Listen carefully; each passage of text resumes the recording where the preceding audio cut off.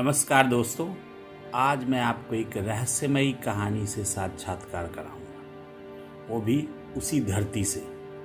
कल्पना करिए, आज से करीब 800 साल पहले, जब न क्रेन थी, न मशीनें, न आधुनिक इंजीनियरिंग, तब भारत में समुद्र के किनारे एक ऐसा मंदिर बनाया गया जिसके पत्थर आज भी समय बताते हैं। जी हाँ, आज की घड़ी की तरह वो हमें समय बताते हैं। इसका आकार इतना विशाल था कि समुद्र में चलने वाले जहाज उसे कई किलोमीटर दूर से देख लेते थे और उसके पीछे कई रहस्यमयी कहानियां छिपी हुई हैं, जिसकी वजह से उसे ब्लैक पैगोडा भी समुद्री यात्री कहते थे।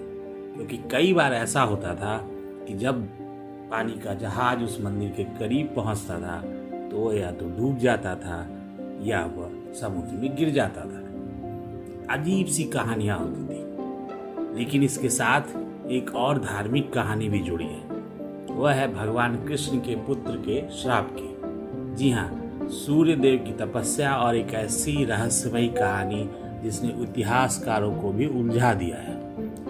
तो रहस्य से पर्दा उठाते हैं। जी हाँ, मैं इस वक्त ओडिशा के कोणार्क में हूँ, जहाँ मौजूद है भारत का सबसे अद्भुत वास्तुकलाओं में से एक कोणार्क सन टेम्पल, यानी कोणार्क सूर्य मंदिर। लेकिन यह सिर्फ मंदिर नहीं है, बल्कि विज्ञान, आस्था और रहस्य का ऐसा संगम है जिसके पीछे जुड़ी है कृष्ण पुत्र सांब की कहानी, चंद्रभागा नदी का इतिहास और वो सवाल कि आखिर इतना विशाल मंदिर बिना आधुनिक मशीनों के बना कैसे। तो आइए आज इस रहस्य को सुलझाते हैं। कोणार्क यानी कोण और अर्क। अर्क मतलब सूर्य, यानी सूर्य का वह स्थान जहाँ हर पत्थर सूर्य की ही कहानी सुनाता है। मंदिर को देखिए, पूरा ढांचा एक विशाल रथ की तरह बनाया गया। 24 विशाल पहिए, 7 घोड़े, और ऐसा लगता है कि मानो सूर्य देव खुद उस रथ पर सवार होकर आकाश में यात्रा कर रहे हों। उन पहियों को सिर्फ सजावट मत समझिए, ये 24 पहिए दिन के 24 घंटों का प्रतीक माने जाते हैं। जबकि 7 घोड़े सप्ताह के 7 दिनों या सूर्य की 7 किरणों का संकेत देते हैं। इनकी डिजाइन ऐसी है कि इन्हें सूर्य घड़ी की तरह इस्तेमाल किया जा सकता है, यानी पत्थरों से समय मापने की तकनीक, वो भी करीब 800 साल पहले, जो आज भी कारगर है। इन पहियों पर जैसे जैसे सूर्य की परछाई पड़ती है, आपकी घड़ी की तरह यह समय बताती है, वो भी सेकंड में, मिनट में, घंटे की तरह। यकीन नहीं हो रहा है ना, पर यही सच है।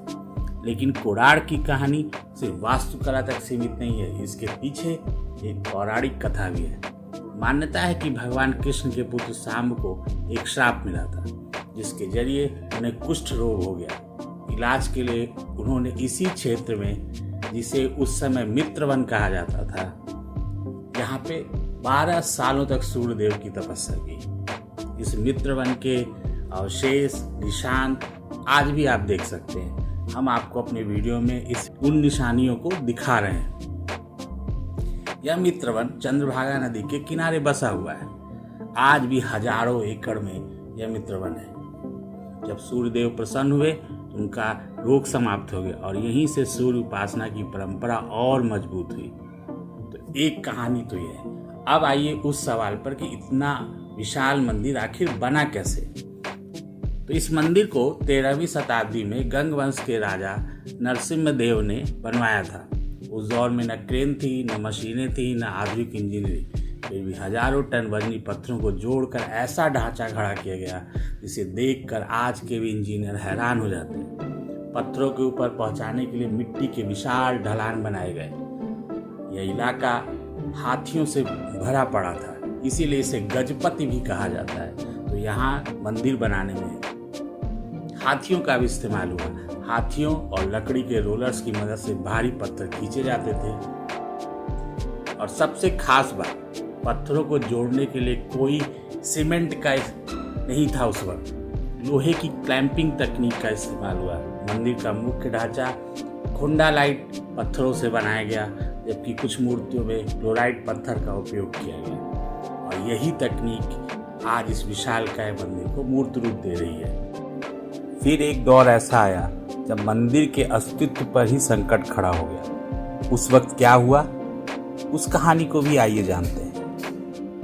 क्योंकि सदियों से समुद्री हवाओं, तूफानों और हमलों ने इस मंदिर को काफ़ी नुकसान पहुंचा दिया था। धीरे धीरे मुख्य गर्भगृह कमज़ोर होने लगा और फिर वह फैसला आया जिसने इस मंदिर को आज हमारे आपके लिए बचा लिया।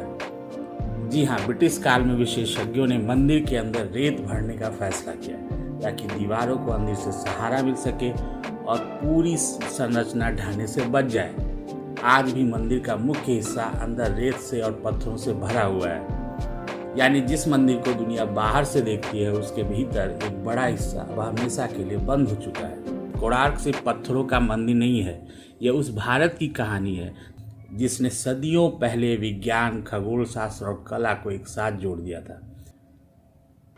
यहाँ पर हर पहिया समय बताता है, हर मूर्ति एक कहानी कहती है और हर पत्थर ये याद दिलाता है कि भारतीय वास्तुकला सिर्फ इमारतें नहीं बनाती थी बल्कि सभ्यता गढ़ती थी और दुनिया हजारों साल तक उन पर हैरान रहती है। जी हाँ, यही है कोणार्क की कहानी।